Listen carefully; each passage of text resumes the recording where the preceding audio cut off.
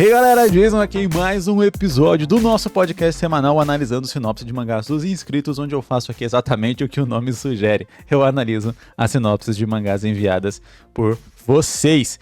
Então, se você tem vontade de ter a ideia do seu mangá analisada aqui em um episódio, é só dar uma conferida na descrição aqui que tem ali todo o processo que você faz para poder enviar para mim, ok? A gente tem mais ou menos aqui umas 40 sinopses na nossa lista, então leva aí alguns meses para você que enviou sua sinopse agora ter ela analisada, né? Isso pode levar um tempinho, mas se você tem vontade de ter essa sinopse analisada mais rápido, você pode se tornar membro no canal do YouTube a partir de R$3 por mês aí. Você me dá uma força muito grande para continuar com esse trabalho na internet. A primeira sinopse que eu costumo ler aqui nos episódios é uma sinopse de membro. No episódio de hoje, por eu estar gravando ele com antecedência, eu já li todas as sinopses de membro e a gente está esperando aí receber as novas. Inclusive, para você que é membro, dá uma conferida na área comunidade do canal que já está disponível lá o post das sinopses de junho, então você já pode comentar ali a sua sinopse que ela vai ser analisada. Então você aí que tá cogitando se tornar membro aqui do canal, já faz a sua inscrição aqui no botão Seja Membro, se você estiver vendo pelo YouTube.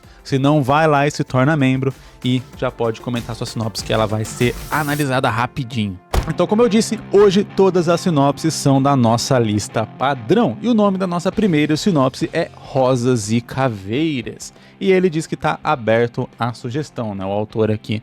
Então, se tiver uma outra sugestão de título para esse mangá, deixa aqui nos comentários, beleza? Vamos lá.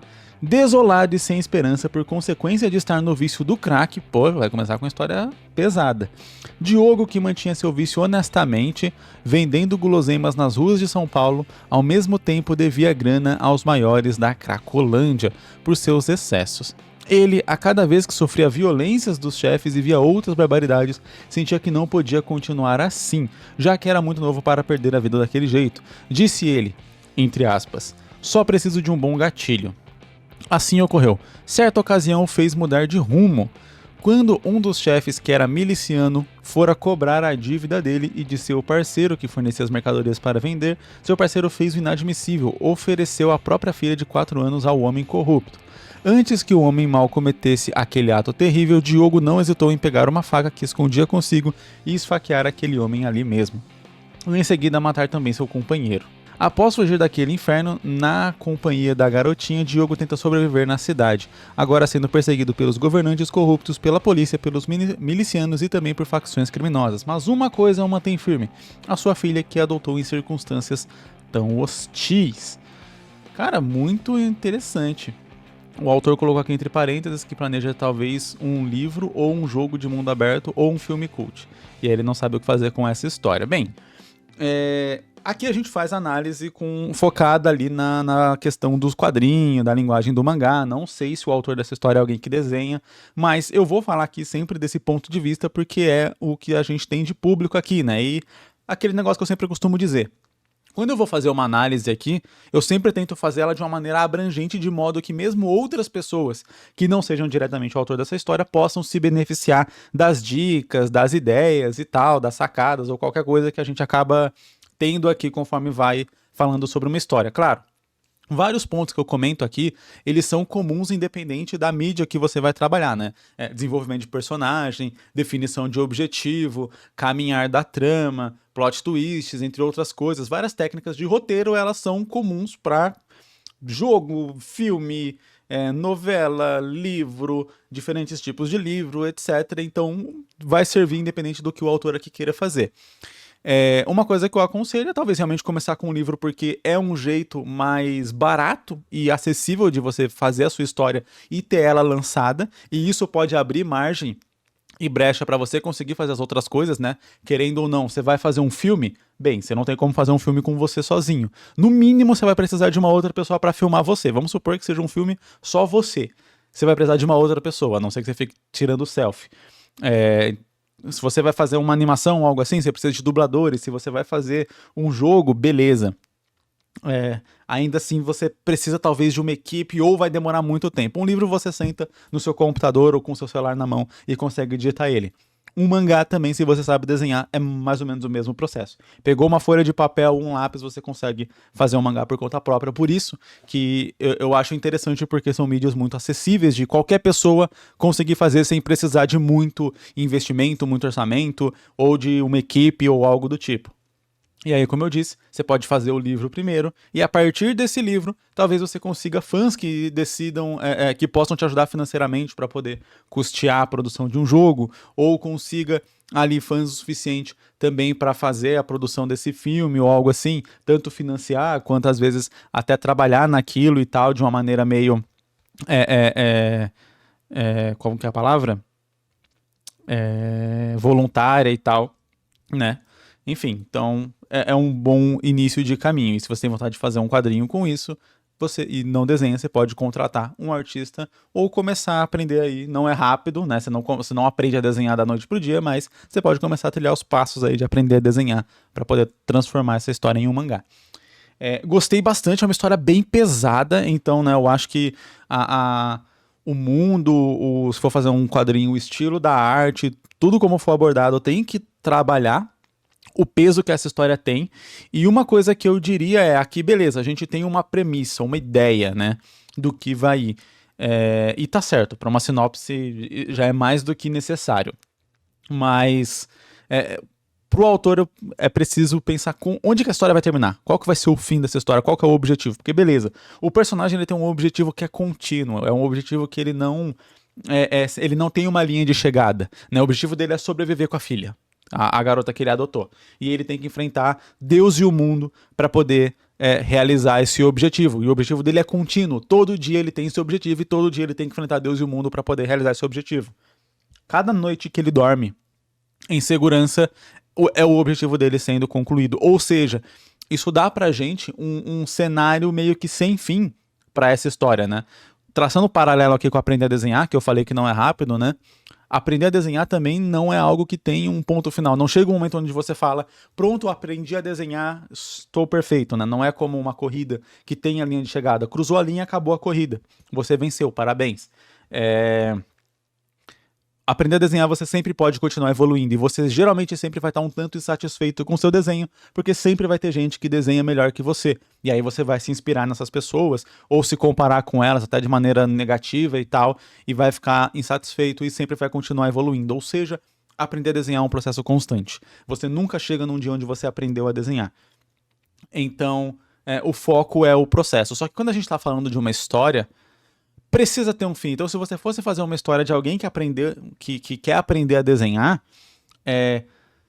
talvez a gente não trabalharia exatamente como objetivo o aprender a desenhar, porque, como eu disse, não é um ponto final, mas talvez o personagem entender que aprender a desenhar é um processo.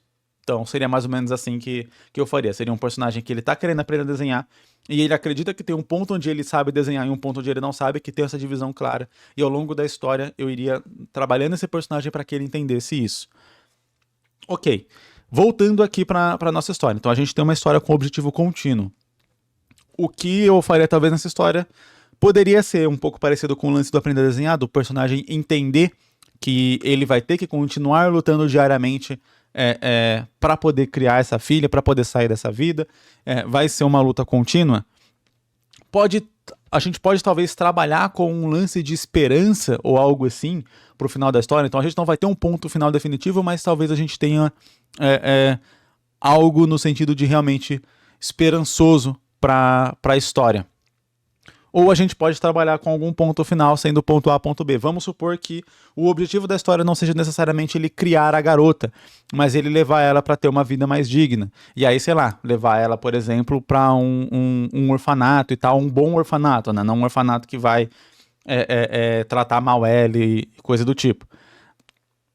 Aí poderia ser esse o objetivo, deixar ela lá, e aí ele ir para um centro de reabilitação ou alguma coisa assim, entendendo que ele vai se tornar uma pessoa que talvez vai poder adotar ela legalmente no futuro, e aí ele não vai sofrer com aquelas questões e tal. Então pode ser um objetivo para ser trabalhado ao longo da história. Outra coisa que dá para ser trabalhada é ele talvez não ter esse apego, inicialmente esse apego de pai. E aí a jornada do personagem vai ser ele se tornando um pai. Então vamos lá, a gente contaria a mesma história ao ponto onde ele tentaria deixar ela no orfanato, mas ao perceber que naquele orfanato ela não ia ser bem cuidada, ele tira ela do orfanato e ele percebe que ele acabou se tornando o pai dela e que ele vai ter que cuidar e criar ela. E aí a história terminaria aí, entendendo que todos aqueles dificuldades, aqueles desafios que eles enfrentaram ao longo da história, eles vão continuar, eles vão se manter. A história ela não termina ali, ela não tem um ponto final.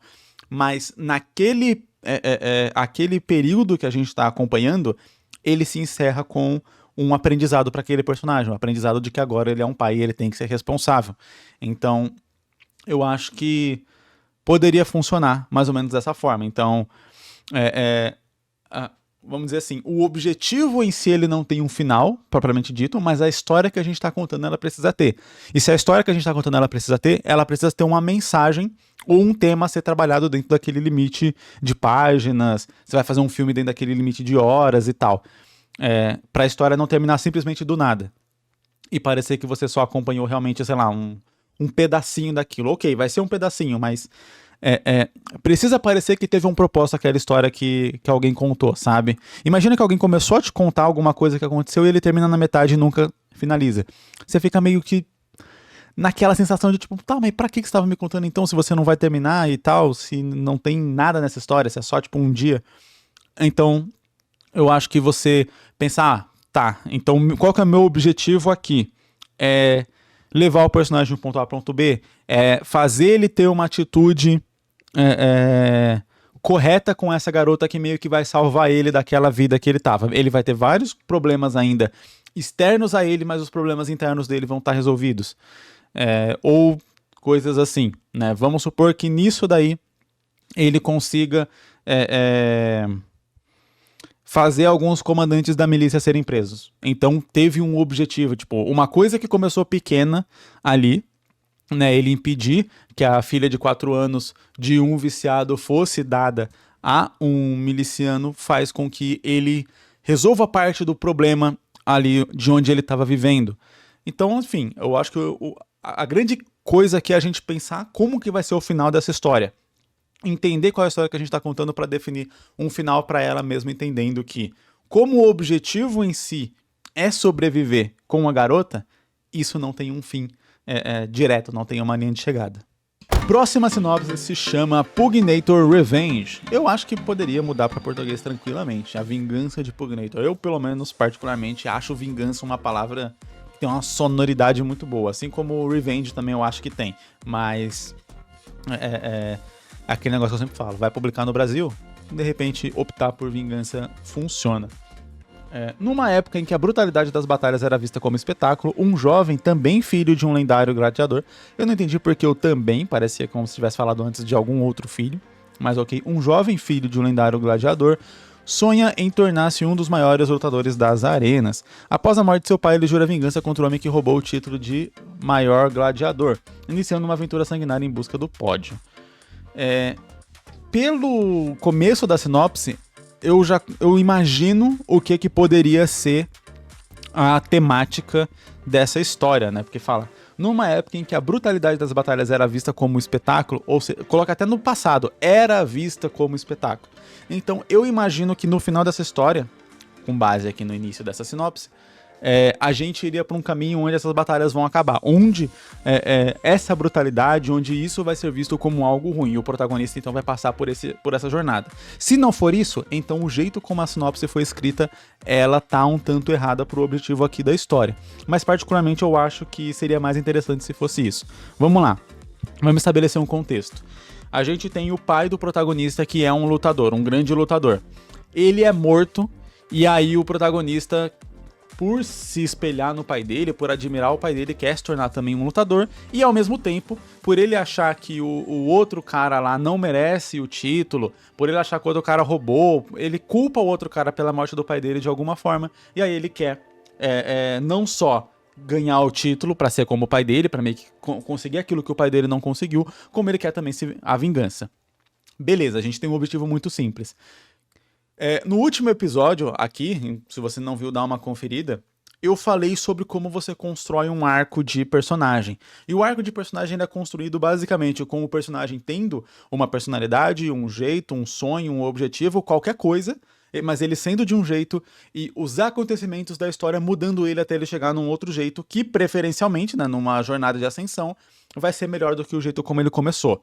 Numa jornada de decadência, né, tornando um vilão, o personagem vai começar já com vários aprendizados e ele vai desaprender, basicamente, esses aprendizados. Então o personagem ele vai começar mais sábio, mais puro, mais bondoso, ou algo assim, e ele vai descendo até ele perder essas coisas que ele tinha no começo. Então, é basicamente assim que funciona um arco de personagem. Então, se aqui a gente tem como estabelecido um personagem que admira o pai e quer ser um gladiador, culpa o cara que matou o pai dele e quer vingança, então a jornada desse personagem seria entender que talvez o pai dele não fosse tão digno de admiração assim. Ou ele pode simplesmente começar a enxergar mais a humanidade do pai dele e entender que o pai dele estava errado em ser um gladiador. Talvez ele possa entender ao final dessa jornada que não foi só o cara que matou o pai dele e a culpa é do cara, mas a culpa é do sistema que fez essa luta desse jeito e por isso matar o pai dele fazia parte desse jogo. Era algo que não era só algo que o lutador que enfrentou o pai dele queria, mas algo que a instituição que fundou essas batalhas queria, era algo que o público que está assistindo essas batalhas queriam, e é algo que o próprio garoto estava enxergando dessa forma. Então ele queria matar o cara, ele queria fazer parte disso, não entendendo que foi exatamente esse contexto que matou o pai dele, e não só um outro lutador.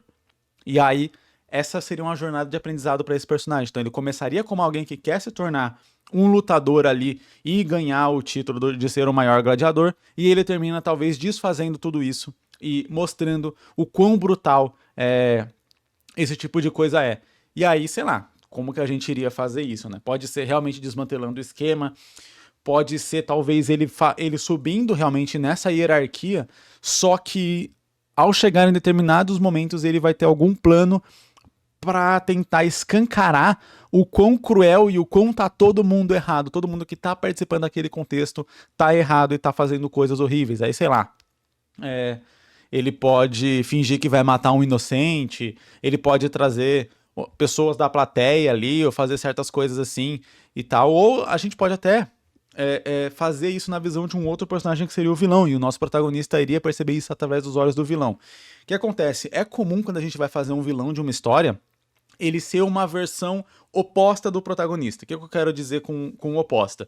O protagonista ele tem um objetivo e o vilão ele tem exatamente o mesmo objetivo do protagonista, só que eles seguem caminhos opostos para atingir o mesmo objetivo.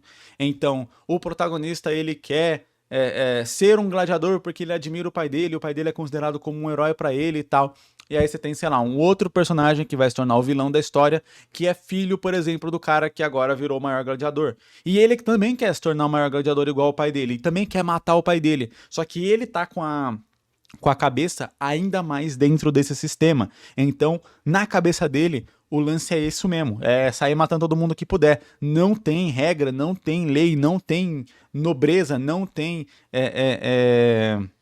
nenhum tipo de compaixão com nenhuma outra pessoa, porque você tem um objetivo e você tem que passar por cima de tudo e todos para realizar esse objetivo. Inclusive, ele tem que matar o próprio pai dele.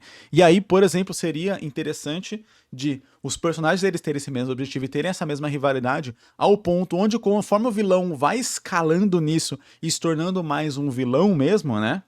Fazendo coisas que são moralmente erradas, o protagonista vai começar a se enxergar perto desse vilão, e é quando ele vai mudar de lado e perceber onde ele estava inserido, perceber as coisas que ele poderia talvez estar fazendo errado se ele não tivesse recebido a educação que ele recebeu do pai dele, mesmo que o pai dele tivesse errado por ser um gladiador. E aí talvez o vilão vai ser quem vai ser o responsável por demonstrar para todo mundo a crueldade que eles estão fazendo em ter essas batalhas, em assistir essas batalhas, em financiar essas batalhas, e o protagonista vai ser quem vai impedir o vilão e vai salvar ali a galera, por exemplo, né?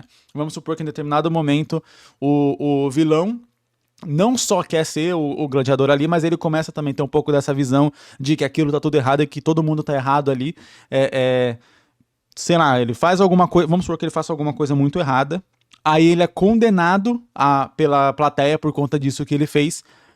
E aí ele meio que, tipo, se revolta e fala, mas vocês também são todos errados, todo mundo aqui tá fazendo tudo errado. E aí ele, sei lá, invade a plateia e começa a matar a plateia. E aí vem o protagonista, percebe isso e impede ele e tal, e meio que salva a plateia. Então você ainda tem a relação do protagonista como um herói. Ele tá se tornando o maior gladiador, mas não o maior gladiador de subir no pódio e chacoalhar champanhe, mas o maior gladiador, porque sim, ele vai derrotar quem era o maior gladiador ali. Só que ele talvez não mate esse cara. Ele só vai realmente impedir ele de cometer uma chacina. Então ele se tornou de verdade aquilo que ele queria. Ele se tornou nobre, ele se tornou maior, ele se tornou um grande lutador.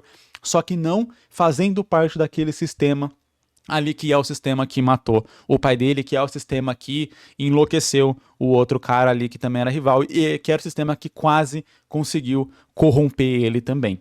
Acho que seria uma boa jornada aqui para essa história e para esse personagem. Vamos aqui para nossa terceira sinopse. O nome dela é The Light of Breeds. Eu não sei o que é esse Breeds aqui, B-R-E-E-D-S. Vamos dar uma pesquisada aqui, ver se eu desculpo, para eu entender um pouco melhor do que se trata. A história. Raças. Ok. Olha, eu nunca tinha visto breeds como raças, né? Eu conhecia races ou algo assim. Interessante. Mas isso levanta um ponto daquilo que eu sempre comento, né? Se você vai lançar a sua história em português, às vezes colocar, e você precisa que o leitor entenda sobre o que é aquela história, às vezes colocar um título em português ele acaba funcionando melhor. E aí é sempre aquele negócio, né? Ah, Jason, várias histórias suas são com título em inglês. Eu não tinha essa mesma visão quando eu comecei a fazer mangá, né? Hooligan foi feito lá em 2012, depois eu adaptei para uma série, talvez eu deveria ter mudado o nome da série, né? Quando eu fui readaptar, mas daí em 2014 também ainda não tinha toda essa visão. Makai Meio já foi um pouco diferente. Makai, ele tem um significado ali que é japonês, né? É um mundo dos monstros, é um mundo ali quase como se fosse equivalente ao nosso inferno, mas sem ter necessariamente essa relação de você precisar morrer e ter sido mal no mundo para ir pro inferno. Então, por isso, inferno não funcionava muito bem ali dentro de Makai. E eu também, pelo público da história de Makai, né, infanto-juvenil ali e tal, não pegava muito bem colocar inferno logo na capa. E meio todo mundo conhece, né? Então, eu não queria colocar correio ou algo assim por conta da empresa Correio, né? Apesar de que poderia funcionar, mas Correio Makai não é muito sonoro, era um título meio feio, ou Makai Correios. Nenhum dos títulos que eu tenho lá no final aqui, você pega Makai Meio, né? Quem tem a versão impressa, se eu não me engano, isso saiu na versão digital da Conrad também. Tem aqui uma parte onde eu explico, nessa partezinha aqui, eu explico esse textinho, por que eu escolhi o nome Makai Meio ali para a história, aí eu explico isso daí, né? Toda essa relação. E como a gente usa muito, o e-mail e tal, então todo mundo conhece a palavra meio, então Makai Meio para mim tinha a questão de ser 2 M's ali, então ficava mais sonoro. Eu sei que geralmente a gente busca algo que, né, tem essa questão mais sonora e tal, mas em alguns casos, né, a luz das raças, eu gosto do título, a luz das raças, não, acho que não fica feio não, que nem eu falei, Makai Correios, nossa, enfim. Na versão da Conrad, depois ganhou um subtítulo, né, que é Serviço de Entregas Infernal, manteve o Infernal ali, que eu tinha um pouco assim, mas Serviço de Entregas até que funciona, só que, né, Serviço de Entregas Makai também ficava meio estranho, enfim, então...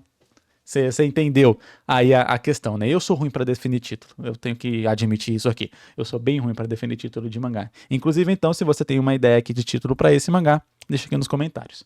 Vamos lá. Gromalha é um reino que vive em conflitos entre clãs e raças. Kojiro é um rapaz humilde de 15 anos que procura ter uma vida normal e de paz com seu povo. Ok. Porém, ao saber de toda a verdade obscura sobre seu clã, Kojiro fará de tudo para proteger não só o seu reino, como lutar pela paz mundial. Ok, eu achei um pouco estranho, porque parecia que, tipo assim, Kojiro, ele é um garoto que vive uma vida normal e que ele preza muito pela paz. Porém, então indicaria uma contrariedade. Depois de descobrir uma verdade obscura, ele vai se fixar ainda mais no seu objetivo, ele vai buscar ainda mais a paz. Eu senti que ficou... meio que próximo ali. O porém não fez muito sentido. Eu achava que ele ia ir para outro caminho. Então, por exemplo, ele era um garoto bem pacífico e tal, e que enxergava sempre o lado bom das coisas, mas acontece alguma coisa, ele descobre uma verdade muito obscura sobre o clã dele. Por exemplo, vamos lá. Uma verdade obscura, que o clã dele chacinou uma outra raça que vivia ali para poder tomar aquelas terras. Então os avós dele fizeram isso e tal, os pais dele viram, souberam, sabem desse tipo de coisa, mas eles tentam manter isso sob segredo para que a nova geração cresça sem ficar sabendo desse trauma. E aí, ao descobrir isso, ele começa a enxergar as coisas e o clã dele de uma maneira completamente diferente. E aí, talvez, ele saia daquele clã, ele não queira mais ficar ali porque ele não consegue mais enxergar as coisas daquela forma pacifista que ele enxergava antes. E aí, ao sair pelo mundo, ele começa a descobrir que tem várias coisas muito ruins acontecendo mundo afora e que ele tinha essa visão muito fechada ali de que ele só via as coisas na superficialidade e na superficialidade que ele via as coisas tudo parecia estar bem. E aí, conforme ele vai vendo isso, ele vai tentando resolver um pouco algumas coisas, porque ele chega num ponto onde ele tem que decidir entre abrir mão de tudo e simplesmente perder qualquer fé e esperança ou tentar se apegar as coisas que ele acredita e tentar tornar o mundo um lugar um pouco melhor. Então a gente chega no final onde ele tem mais ou menos o mesmo objetivo, mas tenta traçar um paralelo ali, um caminho melhor para ele poder chegar nessa questão. E aí a gente precisa, como sempre, traçar um final. Traçar o que é, porque buscar a paz mundial é algo completamente gigantesco e esqueci a palavra. E não direto, sabe? Não fixo. Esqueci mesmo a palavra. Enfim, o que eu quero dizer com isso? Que, por exemplo, você fala, eu vou buscar a paz mundial. Buscar a paz mundial, vamos supor, pegar aqui o Watchmen, né? Dando spoiler aqui da HQ de Watchmen. O cara, ele tá tendo uma guerra e essa guerra vai ter proporções mundiais e talvez vai destruir o mundo, né? O Watchmen se passa ali durante a Guerra Fria. Então, a Guerra Fria, ela tá se escalando e ela tá prestes a se tornar uma guerra quente, né? Entre Estados Unidos e Rússia, uma guerra nuclear. E aí o Ozymandias, que é o vilão de Watchmen, ele decide trazer ali, ele consegue criar meio que um portal interdimensional, e aí ele vai trazer uma criatura interdimensional para a Terra para criar meio que uma ameaça externa mundial para tentar unir a raça humana como uma raça para enfrentar uma raça alienígena que estaria invadindo a Terra. Então esse é o objetivo dele, e assim ele conseguiria a paz mundial. Então beleza, você tem ali um vilão que ele acredita que ele consegue a paz mundial assim. De uma maneira magistral, no final de Watchmen, ele fala, né, quando ele vai ser morto, se eu não me engano, faz um tempo que eu li, então não lembro se ele é morto, mas ele fala pro Dr. Manhattan assim, eu consegui, né, o meu plano deu certo, no final vai ficar tudo bem, o mundo vai ficar em paz. E aí o Dr. Manhattan responde para ele que, como assim no final? Não existe final, né? O tempo ele é contínuo. Então, você conseguiu trazer uma paz, sim, para esse momento, mas conforme o tempo vai passando, a guerra vai se acirrar de novo e eventualmente talvez possa acontecer ou não. Você talvez adiou esse conflito. Talvez se esse conflito, né, se esse adiamento durar o período da sua vida, você vai acreditar que você conseguiu a paz mundial, mas não conseguiu de verdade, porque o tempo ele continua correndo, né? Então, essa é uma questão que seria interessante, até que poderia ser trazida aqui para a história. O Kojiro, ele quer a paz mundial, mas o que exatamente é a paz mundial e por quanto tempo ela dura? Se a paz mundial durar os 80 anos que o Kojiro vive até ele morrer de velhice com o mundo em paz, ele vai sentir que ele cumpriu o objetivo dele, mas em 82 anos pode acontecer de novo. Assim como a gente teve várias pessoas que fizeram sacrifícios muito grandes para poder conter uma coisa, fazer alguma coisa, e não que o sacrifício dela seja em vão, mas o tempo passa e às vezes as coisas voltam a acontecer. Aquelas coisas ali foram só adiadas, porque a não ser que o universo acabe como um todo, a gente vai continuando e sempre vai ter margem para essas coisas acontecerem de novo. E aí fica essa questão de como que a gente vai terminar essa história aqui, então, para que ou esse objetivo seja alcançado, ou ele entenda melhor esse objetivo de modo que a gente passe por mudanças com esse personagem, né? Então, vamos lá, a primeira grande mudança dele ele acreditava que o mundo era um lugar perfeito, estava tudo em paz, etc.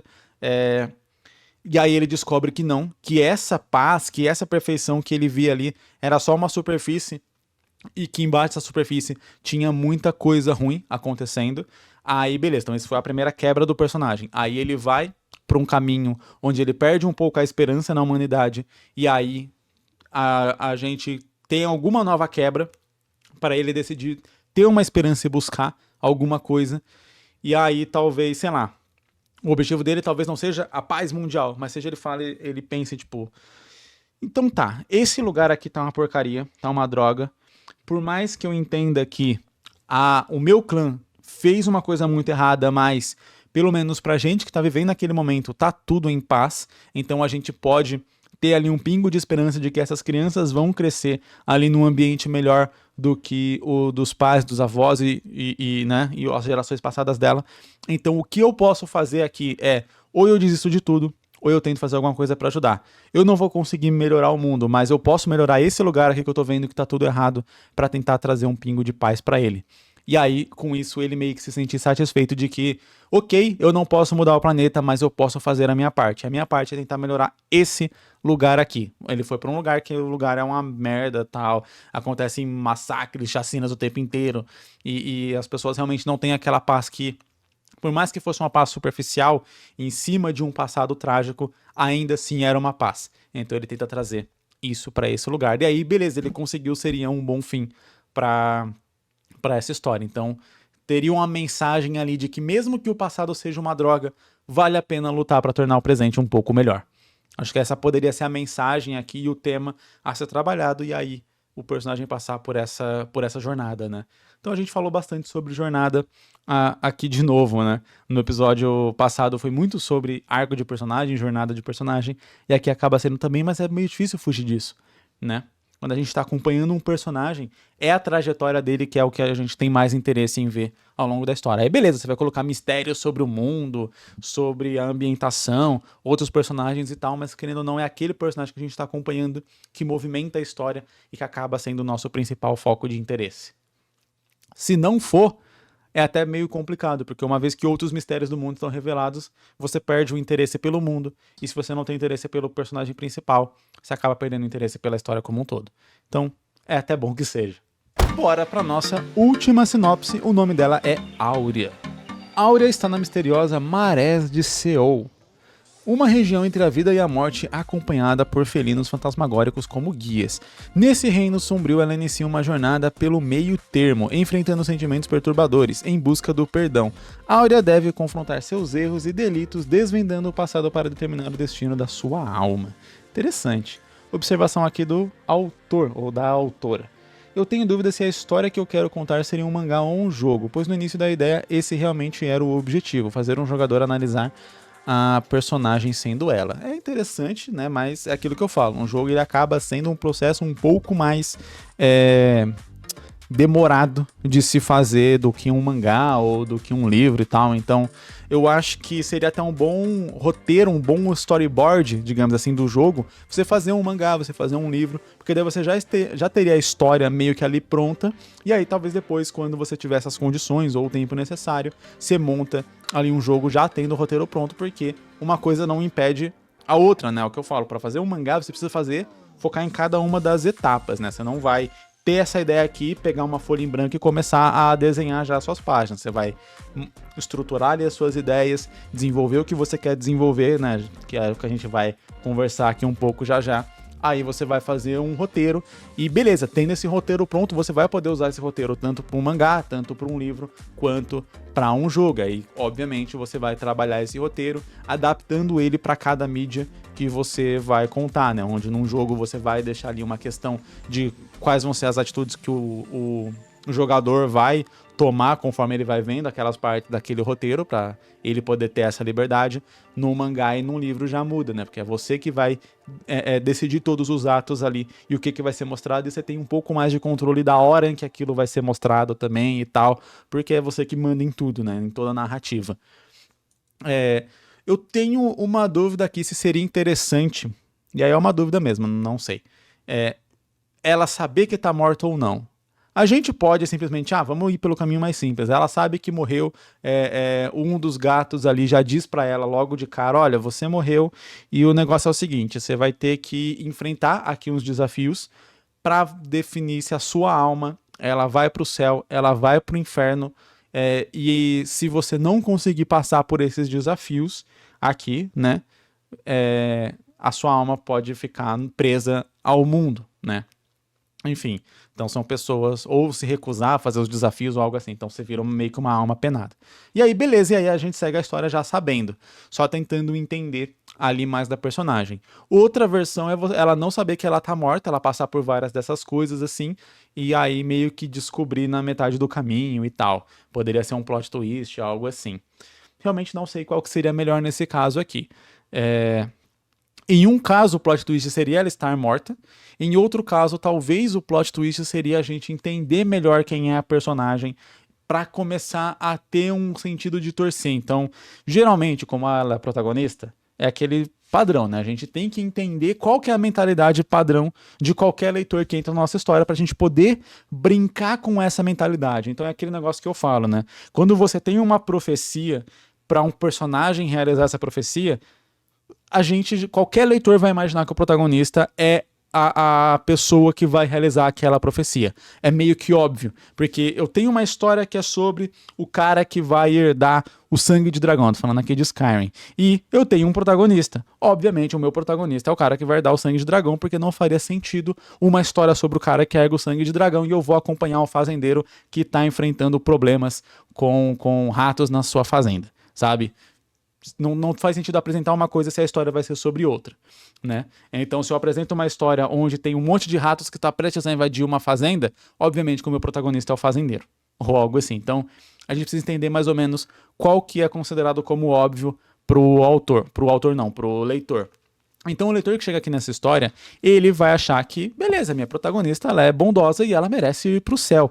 Então, talvez o objetivo como autor seria você jogar coisas na vida dessa personagem que ela vai descobrindo e passando nesses desafios e tal, ali sobre a vida dela, que vai fazendo o leitor talvez duvidar se ela deve realmente ir para o céu ou não. Ou você cria situações que são tão difíceis de ser enfrentadas que o leitor quer que ela enfrente, mas entende que ela não consegue enfrentar aquilo e tem medo dela não conseguir e acabar indo para o inferno. Então a gente tem esses dois caminhos. Ou você faz com que o leitor duvide da própria convicção que ele teve ao acompanhar aquela história, né? Ou você pode fazer com que ele se engaje tanto com essa história que quando parecer que as coisas vão dar errado, ele queira muito e ele torça muito para que as coisas ainda assim deem certo. Então você precisa de um certo nível de engajamento do seu leitor com a história para conseguir qualquer uma das duas coisas.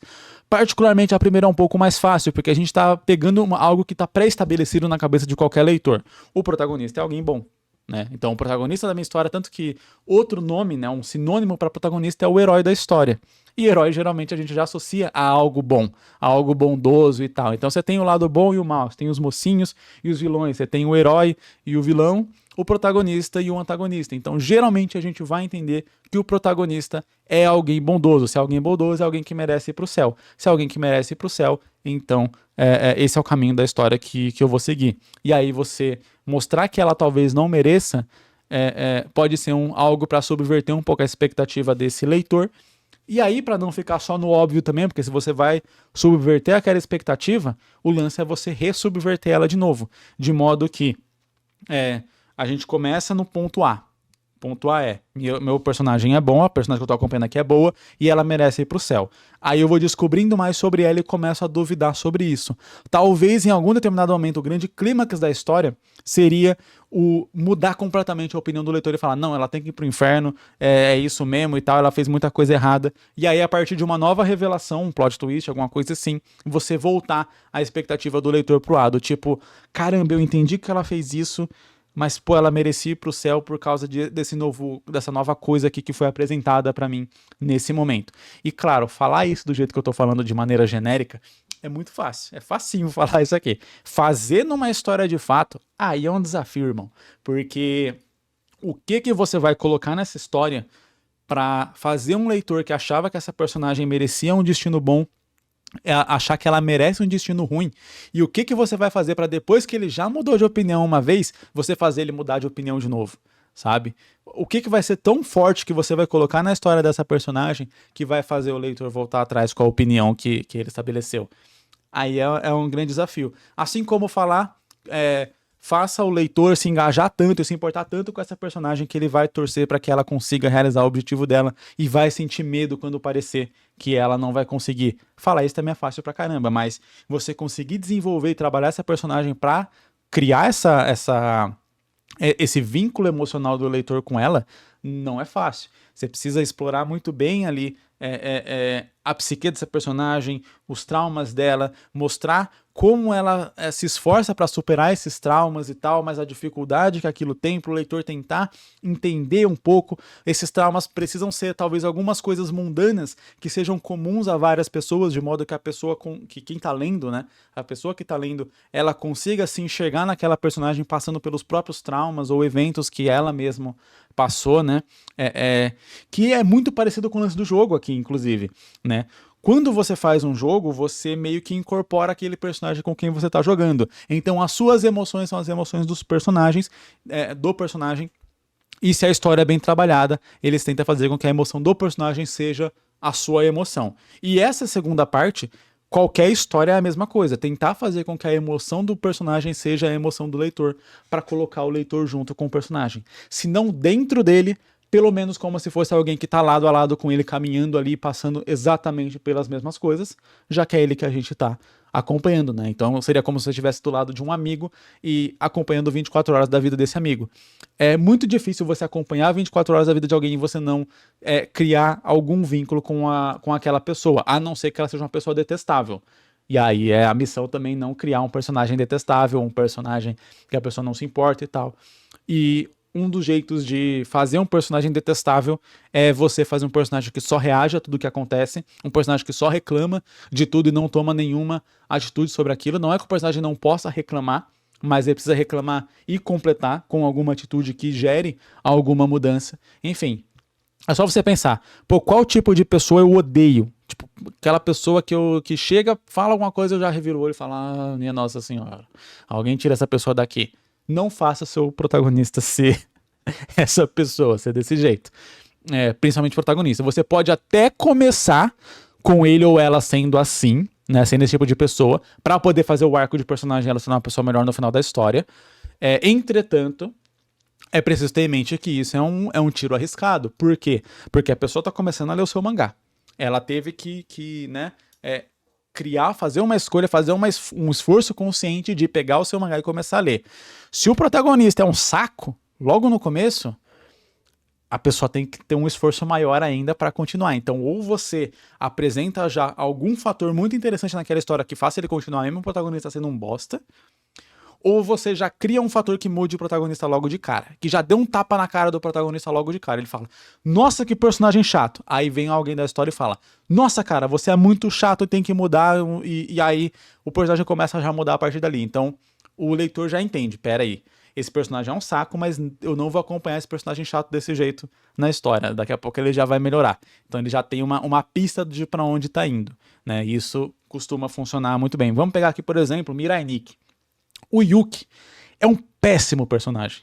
É um péssimo personagem. Então o que a história faz? Ela apresenta esse contexto mega interessante. Ali apresenta personagens que são mais interessantes do que ele, né? Que a gente vai acompanhar. E apresenta esse contexto bem interessante do lance dos celulares e tal, né, da competição que tá rolando, e você acaba ficando interessado pela competição e pelos outros personagens, e apesar de ter que passar pela barreira insuportável que é acompanhar o Yuki nessa história. E a Yuno, que é uma personagem interessante, ela se torna uma personagem chata e irritante por conta do Yuki, então ele consegue até piorar uma personagem que seria mais interessante. E a Yuno acaba se tornando, ela é um personagem um tanto irritante no começo, e ela vai melhorando à medida que a história vai avançando, apesar de ser um tanto superficial. E agora eu vou sofrer muito hate por falar um pouco mal da Yuno. Mas um dos personagens, meu personagem favorito é aquele carinha do cabelo branco, que eu não lembro mais o nome, do Mirai Nikki, porque eu também não sou lá um fã de Mirai Nikki pra lembrar o nome de todos os personagens, né? Eu só lembro do Yuki e da Yuno, que os nomes são parecidos e eles são os protagonistas. Mas aquele carinha de cabelo branco que finge ter um celular e tá participando do jogo, pra mim é o melhor personagem. Se ele fosse o protagonista, ou se ele fosse o vilão da história, seria ótimo pra mim. Então, é mais ou menos essa mesma pegada aqui que eu tô falando.